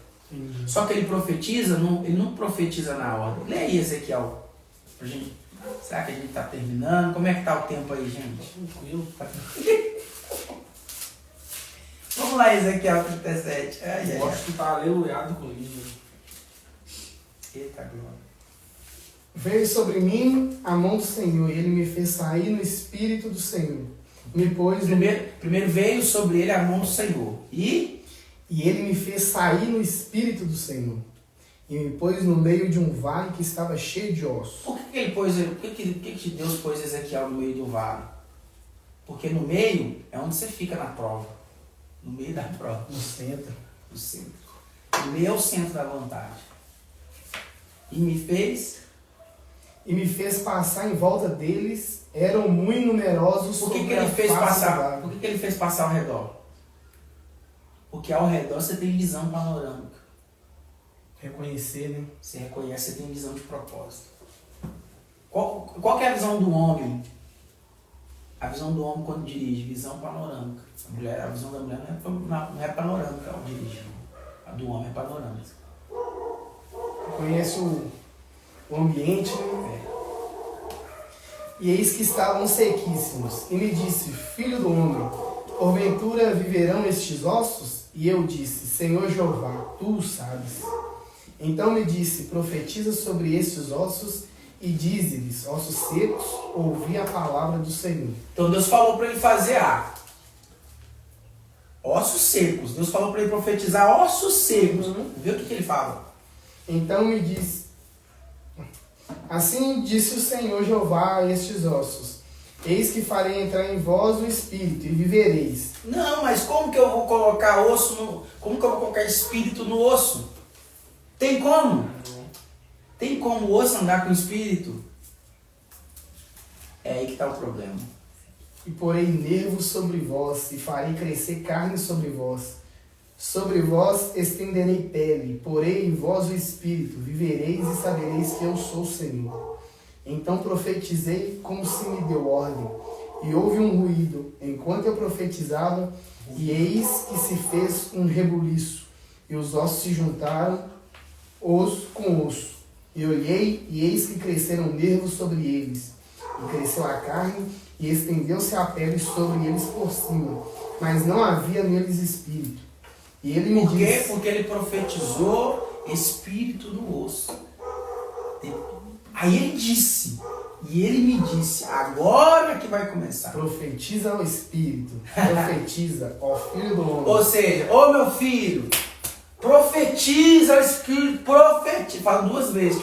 Ô burro, você está profetizando errado. Você profetizou uma coisa, mas está faltando outra coisa. Profetiza ao Espírito, profetiza ao Filho do Homem, e diz ao Espírito, Assim diz o Senhor Jeová, vem dos quatro ventos, ó Espírito. Pois é, e diz ao Espírito, é Deus que está falando com ele para ele falar, não é ele mais que está falando. Sim. Ou seja, eu estou te ensinando a profetizar agora. E Porque o que você profetizou estava errado. E profetizei como ele me deu ordem. Então o Espírito entrou neles e viveram, pondo-se em pé, um exército grande em extremo. Pois é. E aí que a gente vai entender que o propósito da igreja é equipar os santos. E o nosso propósito é entender esse propósito. E aí a gente tem as faixas etárias na igreja. Adultos, adolescentes, crianças, pessoas que estão entrando na igreja, Novos convertidos e pessoas que já são membros. Então a igreja ela tem que falar a essas pessoas também. Se dividir nos 5, é o 5 por 5, né, que você fala? 5 por 5. Forte, nunca tinha visto dessa forma.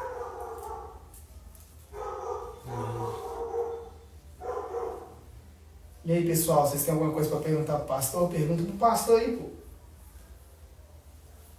O Walsh falou que esse livro, para mim, está me dando uma metanoia sobre minha vida e meu propósito com Deus. Coisa boa. A Aline disse, esse livro mudou minha mente. Quem leu e não mudou pode ler novamente. E é isso mesmo. Eu acho que eu sempre gostei muito de ler, sabe? Sempre lia, na época de escola, não sei o que, mas esse livro foi o primeiro que me fez isso que os meninos falaram, essa metanoia, essa mudança de mente. Porque às vezes, igual na escola, às vezes você lê porque vai ter alguma atividade sobre aquele livro, você precisa ler. Esse livro não, você vai lendo, e aí normalmente em alguns livros você desanima, não vou ler mais não. Esse livro não, eu vou continuar lendo, eu vou continuar lendo. Porque ele faz realmente você refletir sobre a vida que você tem levado, né? E o maior devocional. É isso mesmo, é uma vida devocional. É entender que é um capítulo por dia. Sim.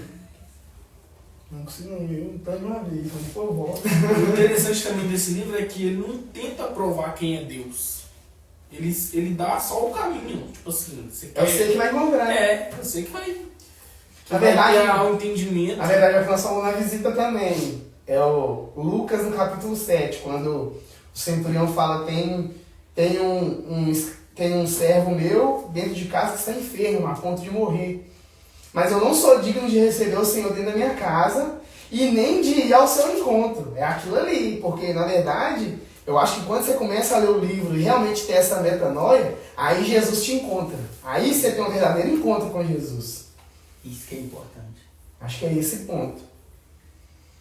E na visita que a gente fez, a gente falou desse capítulo de Lucas 7, né? E eu tenho esse capítulo, essa passagem ali como o caminho cristão, né? Porque ele fala, Jesus está passando aí, fala para ele lá em casa, aí a palavra diz que Jesus está indo, em Lucas no capítulo 7. Jesus está indo, aí o mesmo Senhor vira e fala, eu não sou digno de recebê-lo em minha casa. Ou seja, mesmo ele sendo um soldado romano, ele entende a reverência de Deus, ele entende que mesmo ele muitas das vezes servir outro Deus por causa da sua cultura, ele entende quem é Cristo, ele entende quem é Jesus e diz que não é digno de recebê-lo em sua casa. E de ir ao seu encontro. E quem de nós somos dignos, né? E aí ele reconhece a primeira coisa para você entender o seu caminho cristão. Ou seja, eu sou pecador. Mas através do que Romanos fala também no capítulo 8, nenhuma condenação há para aquele que está em Cristo Jesus. Ou seja, ele entende aquilo também.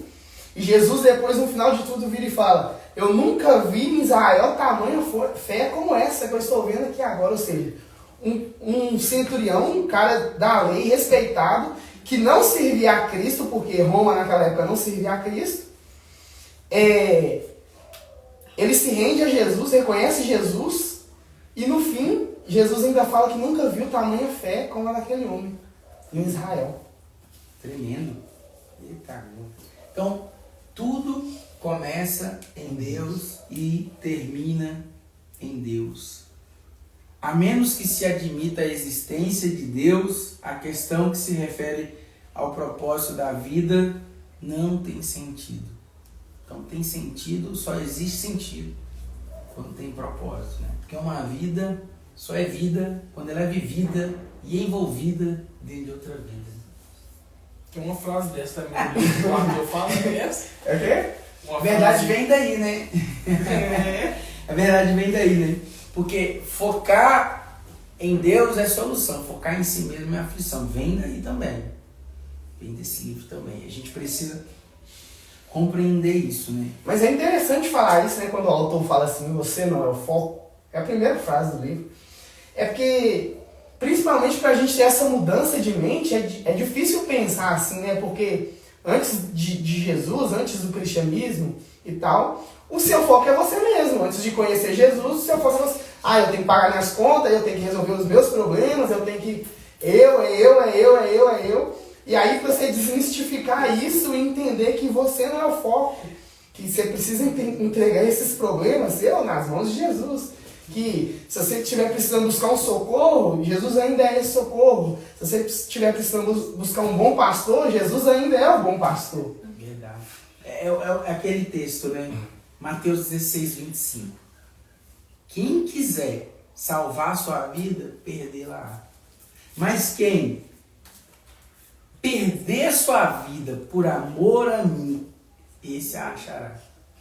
Propósito. Pior do que morrer sem morrer. Pior do que morrer é viver uma vida sem propósito. É o que eu disse. Porque morrer, a gente morre e é enterrado em qualquer brejo. Assim, nós nascemos, a gente vai conhecendo ao longo do tempo várias coisas materiais, seja qual for, e a gente acaba adorando aquelas coisas ali que a gente vai conhecendo. Bezerro de ouro. E fica um abismo, né, entre a nossa existência. E a gente não sabe o nosso sentido. E é aí que está a diferença entre nós e Deus, a distância. E por isso que Jesus veio, né, para nos trazer o caminho até Ele. É forte esse negócio de vazio, viu, pastor? Porque, igual nós falamos na visita, e quantos jovens hoje sentem esse vazio, não por, não estão fazendo algo, não estão se movimentando, não estão trabalhando, não é isso, mas eles não se sentem preenchidos, né? E aí entra muito no que a Sara me falou, aquele dia eu prestei muita atenção sobre a gente saciar esse vazio com os prazeres. Tipo assim, válvula de escape. Se eu não estivesse tacando engrenagem direto na veia pra mim preencher isso, sabe? E só é preenchido com Jesus. No fim das contas, as pessoas buscam esses prazeres e podem ir até o fim da vida, até morrerem com esses prazeres que elas escolheram escolher.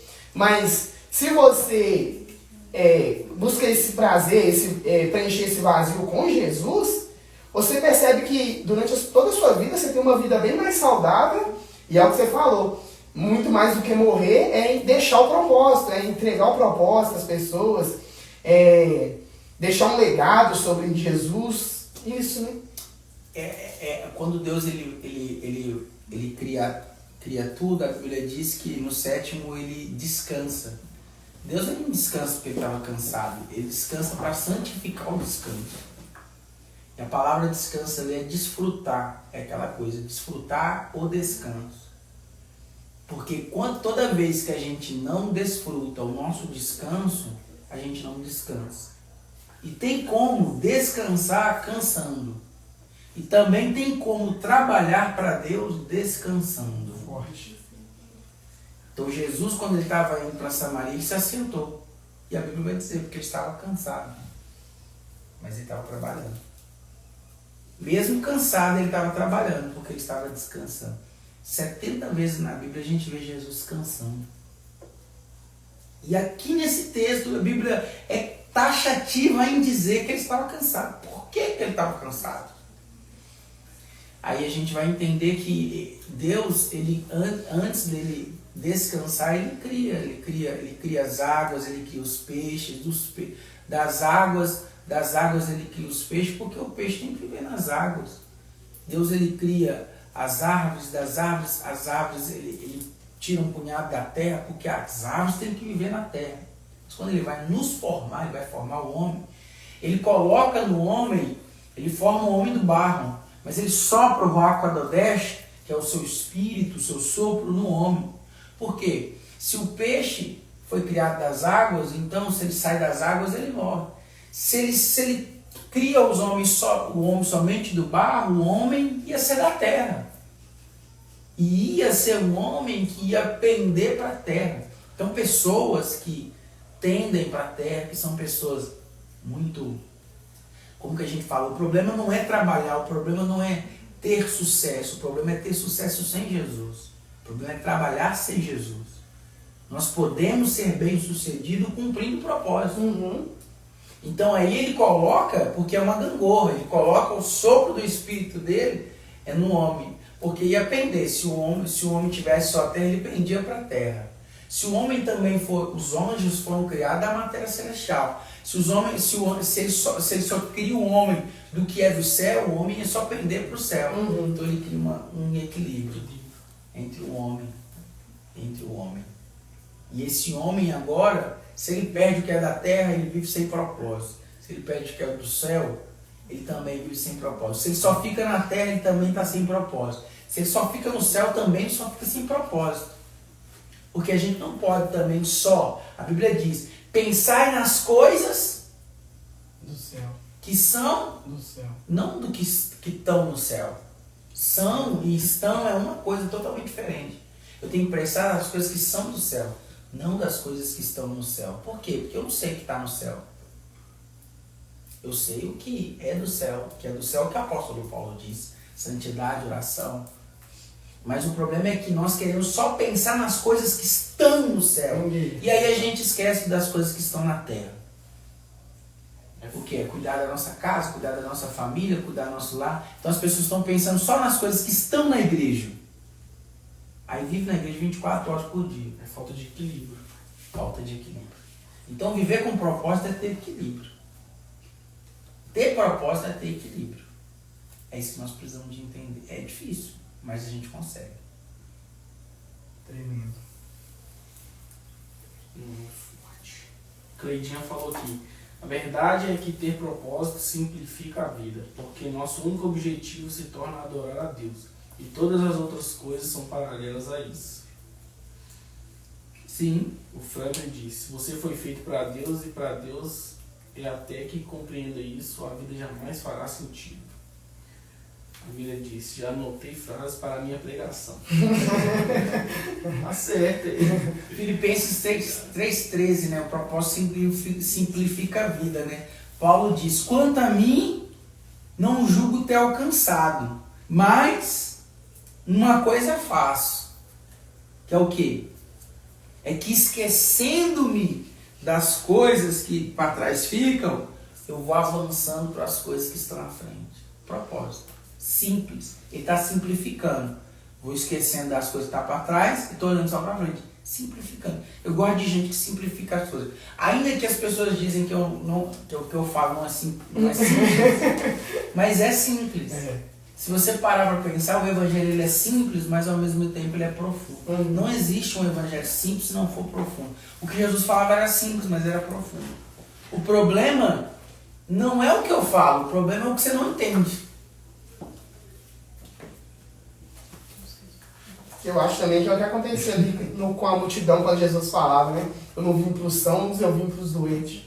Nas parábolas, o problema não era que ele falava, o problema é que as pessoas não conseguiam entender. Porque ele mesmo diz, as parábolas é para que vocês também não entendam. Mas entendam depois. Verdade. A gente só consegue entender quando a gente tem um espírito. A serpente, ela falou a verdade. Nunca na Bíblia o diabo falou mentira. A Bíblia diz, o diabo é o pai da mentira. Mas me cita na Bíblia uma mentira do diabo. Eu queria que você pensasse nisso. Me cita na Bíblia uma mentira. Até ele mesmo diz, subirei ao trono de Deus e ficarei igual a Deus. Ele está falando mentira? Não. Ele sabe, se ele dissesse assim, e serei maior do que Deus, é mentira. porque ninguém é maior que Deus. Mas quando ele disse igual a Deus, ele estava tentando dizer que ele poderia ficar igual a Deus. É o que a Bíblia diz. Certamente morrerás. Deus disse isso. Ele não disse nenhuma palavra para Eva de mentira. Tudo que ele disse para Eva foi verdade. O problema é o espírito, é a intenção. Toda palavra, mesmo que seja verdade, com a intenção errada, é heresia.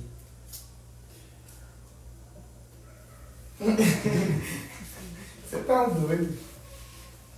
Verdade, ele nunca falou mentira, né? O que ele disse para Jesus? Está tudo na Bíblia. Se és filho do homem... Não, essa parte não, né? Hã? Se és filho do homem... Transforma essa pedra em pão. Uhum. Está escrito em Deuteronômio. O que ele disse para Jesus? Lança-te daqui e os teus anjos serão como estrada dos teus pés. Está escrito na Bíblia. Salmos 91. Ele está usando a própria... Ele está usando a própria Bíblia, mas ele está usando a própria palavra, a própria Torá, mas com uma intenção errada. A intenção dele é que Jesus acabe com o propósito dele ali. E o propósito de Jesus foi o sacrifício para que estivéssemos aqui hoje. E se ele cumpre o que o diabo está falando ali, nada daquilo ali valeria, porque ele já desmistificaria a figura humana, que ele veio como figura humana, como homem. Então o propósito do diabo, ao mesmo tempo que nós temos um propósito, em suma, ele também tem um propósito. Ele não é um ser sem propósito. Ele também é intencional também. Ele é intencional, ele tem propósito. E qual que é o propósito dele?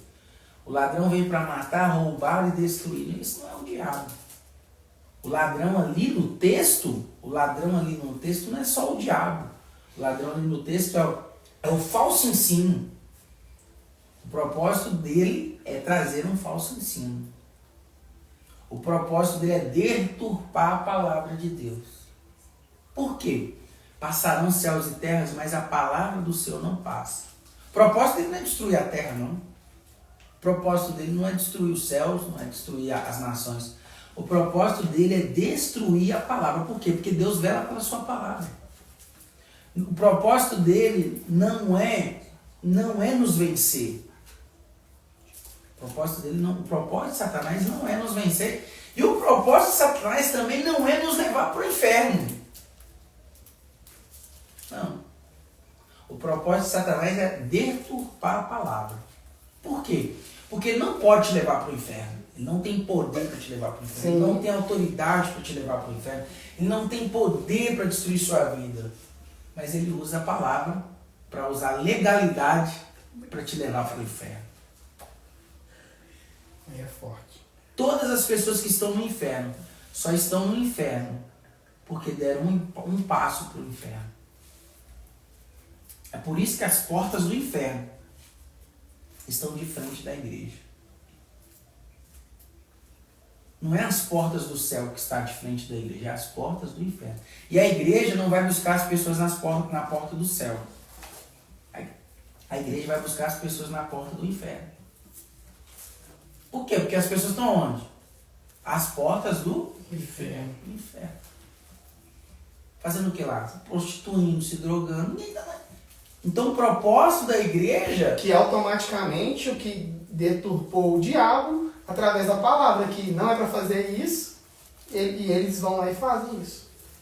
O próprio Jesus, a própria Bíblia diz, não adulterarás, não matarás, não roubarás. O que ele quer dizer? Ele vai dizer o quê?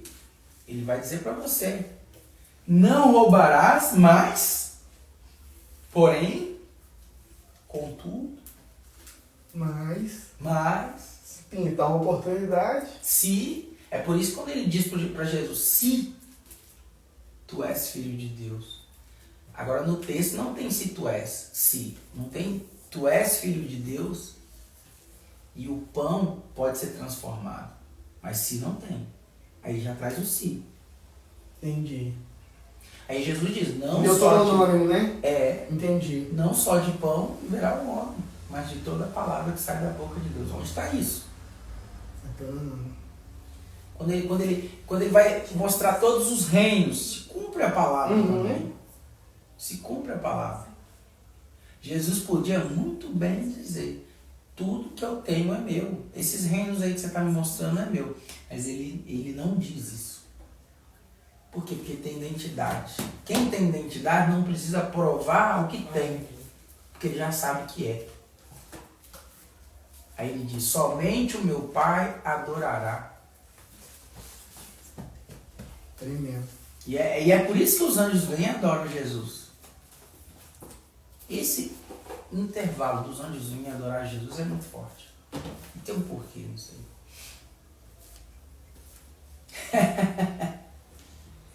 Eu ainda tô mastigando algumas coisas que ele tá falando aqui, né, gente? Tem coisa que não dá pra mastigar de uma vez, não. Mas é forte. Forte demais. E aí, como é que tá a fase de tempo aí, Diego? Tranquilo. Vambora, Fala pô. aí. Vambora. Deus comentou aqui na paz do Senhor. Amém. Marquinhos, forte. Não ri não, Diego. É isso aí, pessoal. Continue comentando, participa com a gente aí. Mas esse livro é muito bom. Esse livro é... O propósito do livro é esse, né? É o mesmo propósito da Bíblia. Não é fazer ninguém... Não é provar para ninguém que Deus existe e tal, que é verdade. É fazer você mesmo encontrar seu propósito de vida. É te levar para esse caminho, né? Como o Salmos 23. O Salmo 23 é um texto do caminho. O Salmo 23 é um texto do caminho. O Senhor é o meu pastor e nada tenho falta. É um texto de plenitude. É um texto de caminho. É entender o caminho. O Evangelho do Reino. É o Evangelho do Reino. É te fazer entender o caminho que você tá trilhando. O Senhor é meu pastor, de nada tenho falta. Ele me faz deitar em vez de espaços. Guia-me mansamente. As águas tranquilas. Refrigera minha, né? Ainda que eu ande pelo vale da sombra da morte. Quem é que come? O Senhor, ali a ovelha, ela é alimentada no pasto. Quem é que come deitado? Deitar me faz em vez de espaços. Para quê? Se eu estou deitado no pasto é para quê? Para descansar e para... Quem é que come descansando? Criança. Então ali eu sou uma criança que está caminhando. E deitar me faz em vez de espaços. E me faz andar. Agora eu já não gatinho mais, agora eu estou andando. Então eu estou começando a andar, né? Está me fazendo andar. Agora o problema vai vir os tombos. Mas para eu sempre ficar de pé, eu preciso da mão de quem? Do Pai. Mesmo que eu ande pelo vale da sombra da morte. Ainda que eu ande... E é só sombra. E sombra não mata. Sombra só causa medo. Ainda que eu ande pelo vale da sombra. Não é pelo vale da morte. Pelo vale da morte, pelo vale da sombra é totalmente diferente. A tua vara e o teu cajado me consolam. Para a palavra. Prepara uma mesa perante mim na presença dos meus inimigos. Não é perante os meus inimigos, é perante mim, na presença. Perante mim é diferente de perante meus inimigos. Perante mim é para que eu na mesa, em vez de eu ser servido, eu faça a mesa para os meus inimigos. Na presença dos meus inimigos. E habitarei na casa do Senhor por longos dias. Como é que é? Essa ovelha que tá, essa pessoa que tá, esse bichinho que está no pasto agora está na casa. Ela está lá na grama e está lá na casa. Ela teve que andar. Ela teve que andar e ela teve um caminho. E habitarei na casa do Senhor por longos dias. Glorificarei, dar-lhe abundância de dias. E lhe mostrarei a minha salvação. Agora não é a ovelha mais falando, agora é o Pai falando. Glorificarei, dar-lhe abundância de dias e lhe mostrarei a minha salvação. Forte. Pra gente já ir encerrando, a gente já percebeu que o livro já fez efeito na vida de muitas pessoas, né? Já transformou muitas pessoas assim na nossa visão, no nosso meio, já surtiu tanto efeito. Eu queria que o pastor respondesse para nós também, né? Como pastor de uma igreja, qual é o efeito que esse livro tem trazido, causa, qual que é a importância desse livro, né, para um pastor de uma igreja que está dando o alimento, né, para as ovelhas e o que elas têm absorvido disso, qual o efeito que tem surgido na igreja? Rotina. Você acha que as pessoas leem o livro e muitas das vezes, tipo assim, ó, o que você explica nas suas pregações é parte muito disso aqui, tipo dos propósitos dele. Você acha que quando as pessoas leem, elas entendem melhor o que você prega ou não? O propósito é esse, que a pregação seja entendida.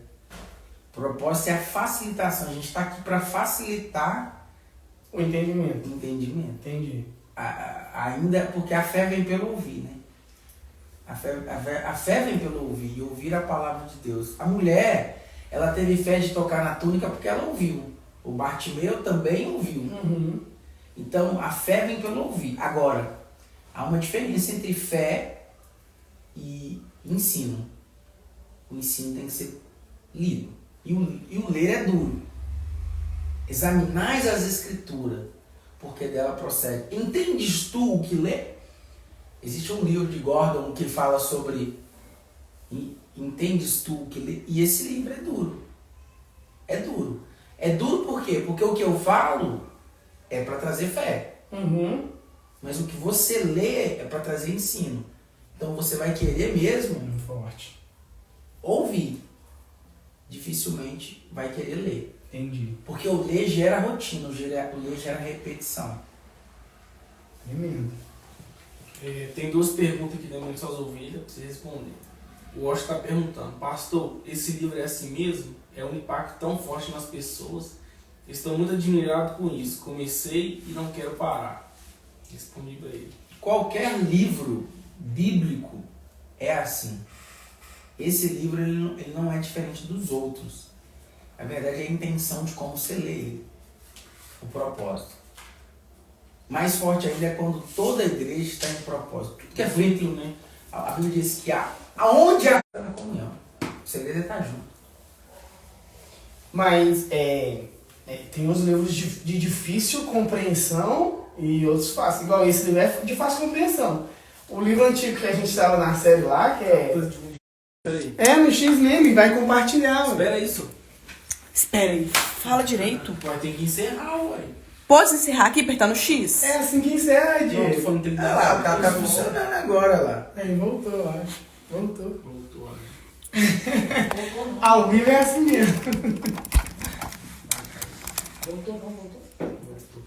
O pastor vai, pra gente encerrar, o pastor vai terminar de responder essas perguntas aqui. Responde aí pra nós, pastor. De quem que é a próxima? Do Franklin, pra nossa igreja Da ficar Sara. no propósito. Da Sara, falei da Sara. Perdi. Mandou aí pra você aí, pastor. Saiu ouvindo aqui. Para nossa igreja ficar no propósito que precisa, para mudar uma comunidade, primeiro se muda a mentalidade. Mudança de mentalidade. Precisa de mais nada. Um dia perguntaram para a Matheus qual que é o problema da igreja. Ela disse, eu mesmo. Cada um cuidando de si e tentando melhorar. Se você quer salvar o mundo, vai para sua casa e cuida da sua casa. Eu salvando o mundo, eu salvando o seu mundo, e você salvando o mundo do seu filho, da sua esposa.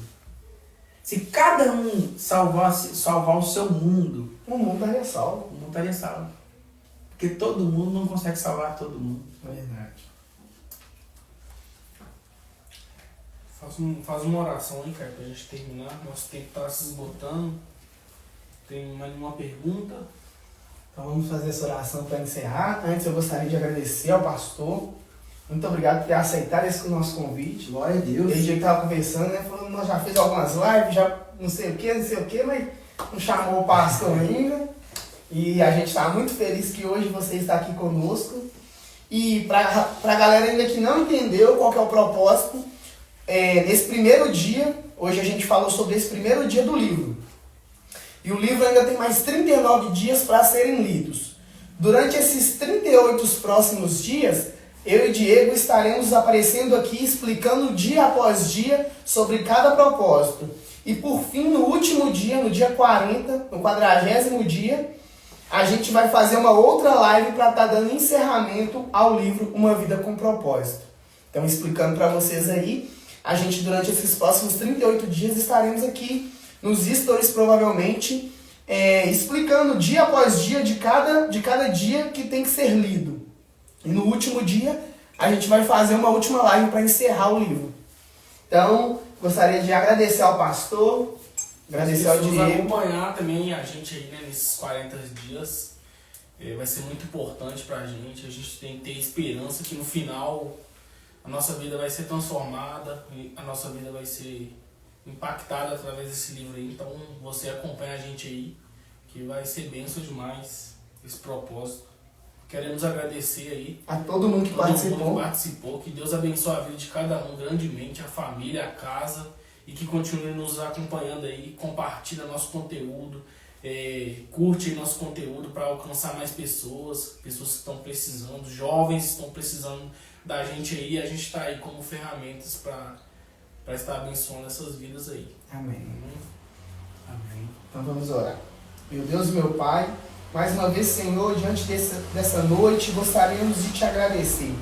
Agradecer ao Senhor pelo propósito que o Senhor colocou sobre as nossas vidas e entendermos esse propósito.